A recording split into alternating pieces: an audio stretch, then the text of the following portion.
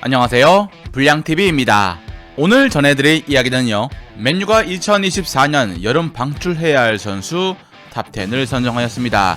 선정 기준은 현지 팬 5,000명의 투표 결과로 정례였습니다. 10위는 제이든 산초입니다.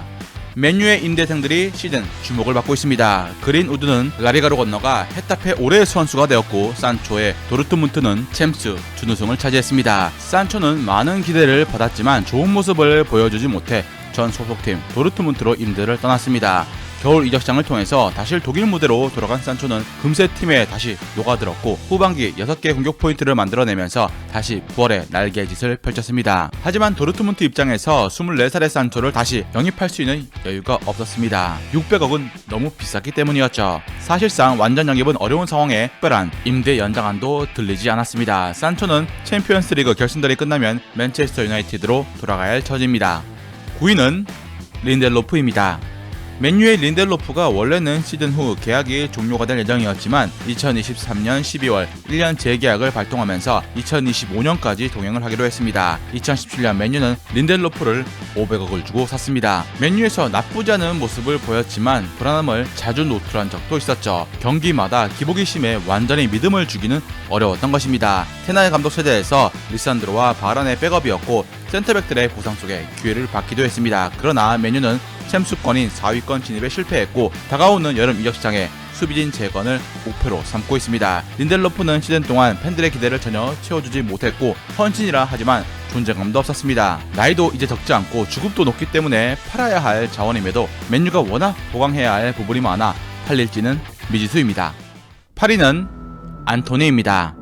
2022년 1,400억이라는 엄청난 이적료를 기록해 맨유 역대 이적료 2위의 돈으로 올드 트래포드에 온 안토니의 2년차도 실망만 가득했습니다. 영입 당시 안토니의 시장 가치는 400억 정도였는데 무려 1,000억을 더 오버페이한 것입니다. 불필요한 개인기와 효율적이지 못한 플레이로 공격 흐름에 도움이 되지 않는 모습이 많아졌고, 이번 시즌까지 발전하는 모습이 보이지 않자 팬들의 안토니를 향한 불만은 식을 줄 모르고 있습니다. 테너 감독이 재임하는 동안 6,700억이 지출되었으며 안토니는 모든 영입 중 가장 비싼 금액이었습니다. 그런데 이젠 가치가 하락해 안토니 방출도 쉽지 않아 원 금액 회수는 포기해야 합니다. 7위는 라파엘 바란입니다. 경기에 나오면 좋은 폼을 보여주었지만 정작 부상 때문에 나오지 못한 시간들이 많았습니다.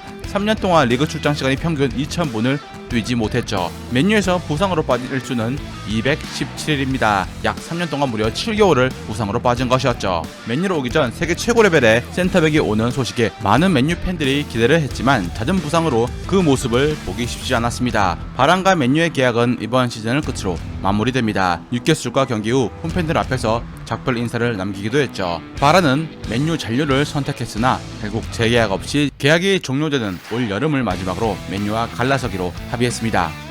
6위는 카세미르입니다. 한때 세계 최고의 수비형 미드필더란 타이틀에 있던 카세미르지만 맨유 이적 후 점점 기량 하락의 모습이 있었고, 결국 올 시즌 에이징 커브를 직격탄으로 맞았습니다. 신체 능력이 떨어져서 경기 속도를 따라가지 못해 허겁지겁 패스하기 바빴을 정도였죠. 1년 전 카세미르와 더욱 차이가 날 정도로 아쉬웠습니다. 맨유는 FA컵 결승에서 맨시티를 제압하고 FA컵 우승을 차지했습니다. 모두가 놀라워한 반전이었죠. 그러나 이 무대에서 카세미르는 명단 제외가 되었습니다. 카세미르는 어떤 부상도 없었고 어떤 개인적인 문제도 없었기에 상처를 받고 말았고, 우승 파티에도 불참했습니다.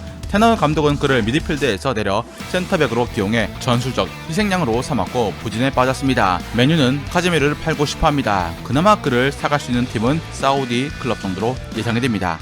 5위는 에릭센입니다. 2022년 맨유로 이적했던 에릭센은 초기 잠깐 동안 좋은 활약을 펼쳐서 토트넘 팬들의 마음을 아프게 했습니다. 그러나 2023-24 시즌 들어서면서 기량 저하가 눈에 띄었습니다. 올해 32세 에릭센의 하락세가 유독 빨랐습니다. 후배들에게 자리를 내주며 경기에 많이 출전하지 못했고, 시대의 끝이 보이자 맨유는 에릭센과 이별을 준비했습니다. 에릭센의 계약 기간은 2025년까지입니다. 맨유는 이약금을 주면서까지 에릭센을 방출하겠다는 의지를 가지고 있는 것으로 드러났습니다. 맨유 방출이 유력한 에릭센은 네덜란드의 명가 아약스와 연결되고 있습니다. 아약스는 에릭센이 2010년 1군에 데뷔했던 신정팀이었습니다. 4위는 브랜든 윌리엄스입니다. 맨유 팬이 아니면 조금은 생소한 이름일 수 있는 윌리엄스는 올 시즌 입스위치 타운에서 임대 생활을 했기에 맨유 경기에서 볼 수 없었습니다. 풀백 포지션인 그는 2017년부터 맨유가 키워왔고 한때 루크쇼와 달롯이 부상을 당해 1군으로 콜업되어 데뷔까지 해냈습니다. 2000년생으로 이제 만 23세에 불과한 윌리엄스를 방출하는 목소리가 높은 건 자주 발생하는 부상 때문이었습니다. 설상가상 윌리엄스는 마취제 일종인 해피볼론을 흡입한 혐의로 재판까지 받았습니다. 테너 감독은 윌리엄스의 존재에도 불구하고 지난 시즌을 앞두고 말라시아를 영입했습니다. 2024년 여름이 계약이 만료가 되긴 하지만 이적료를 받기 위해 1년 연장 옵션을 발동할 가능성이 있습니다. 3위는 반더비크입니다.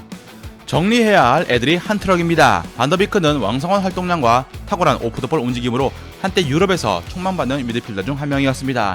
2019년 아약스의 4강 신화를 테나우와 함께 썼던 반더비크는 2020년 많은 기대를 받고 맨유에 690억이라는 이적료로 둥지를 틀었습니다. 영입 첫 해부터 특별한 모습을 보여주지 못했고 에버튼 임대 후에도 별다른 게 없었죠. 심지어 옛 스승 테나가 맨유 지휘봉을 잡았음에도 옛 제자는 외면당했습니다. 프랑크푸르트 임대 후에도 8경기 출전에 그치며 그야말로 끝없는 내리막길을 걸었습니다. 맨유에서 설자를 잃은 반더비크를 사갈 팀이 어서 등장하기만 바랄 뿐입니다.